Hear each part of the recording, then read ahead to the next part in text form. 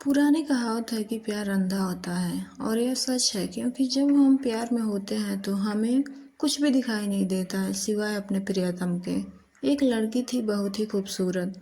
जितनी वह सुंदर थी उतना ही ईमानदार। ना किसी से झूठ बोलना, ना फालतू की बातें करना, बस अपने काम से काम रखती थी। उसी क्लास में एक लड़का था। वह मन ही मन उससे बहुत प्यार करता था।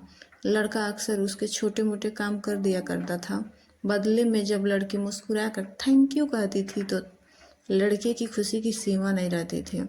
एक बार की बात है, दोनों लोग साथ साथ घर जा रहे थे। तभी जोरदार बारिश होने लगी।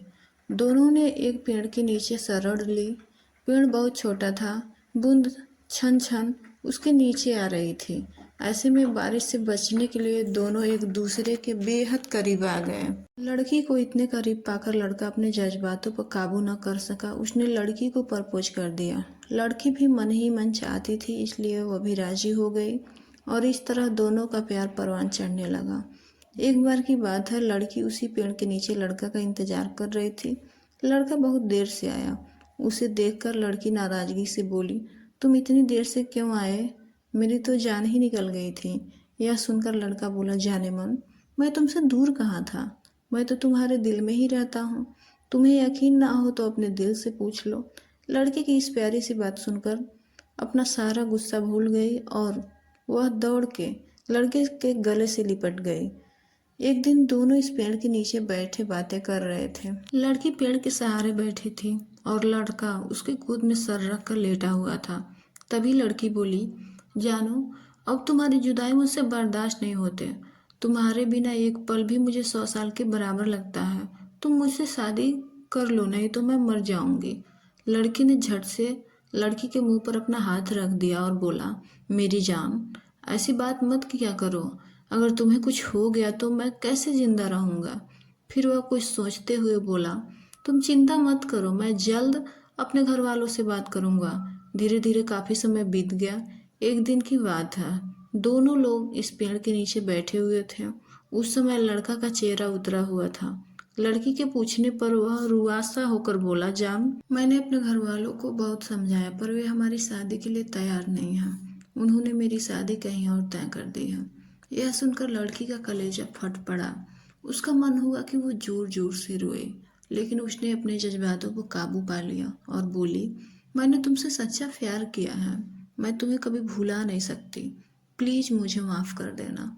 लड़का धीरे से बोला, वैसे अगर तुम चाहो तो हम हमेशा के लिए एक अच्छे दोस्त बन सकते हैं।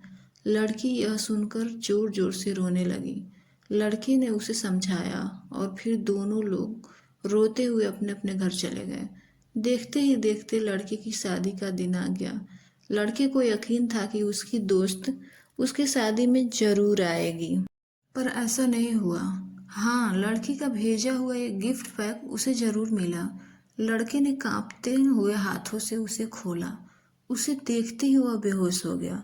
गिफ्ट में पैक और कुछ नहीं, खून से लथपथ लड़की का दिल रखा हुआ था और साथ में ही एक चिट्ठी जिसमें लिखा हुआ था, अरे पागल, अपना दिल तो लेते जा, वरना अपनी पत्नी को क्या दोगे? दोस्तों, किसी के लिए मोहब्बत टाइम पास होती है और किसी के लिए जिंदगी से बढ़कर। अगर किसी से मोहब्बत करना है तो उसे ताउम्र निभाना, वरना क्या पता आपका भी हाल ऐसे ही हो जाए। फिर उस दिन से न मरा जा सके और न ही जिया जा सके। उसकी सारी जिंदगी पछतावे और अफसोस में घूट घूट कर काटने पड़े। तो दोस्तों, इस कहानी का नाम था प्लीज मुझे माफ कर देना। तो आपको कमेंट करके बताना है कि स्टोरी कैसा लगा। अगर अच्छा लगा तो प्लीज़ आप मेरी स्टोरी को अपने दोस्तों के साथ शेयर ज़रूर करें। और मेरे चैनल का नाम है गुल्लू की दुल्हनिया। इस चैनल को सब्सक्राइब प्लीज़ करें और खूब सारा प्यार दें। धन्यवाद।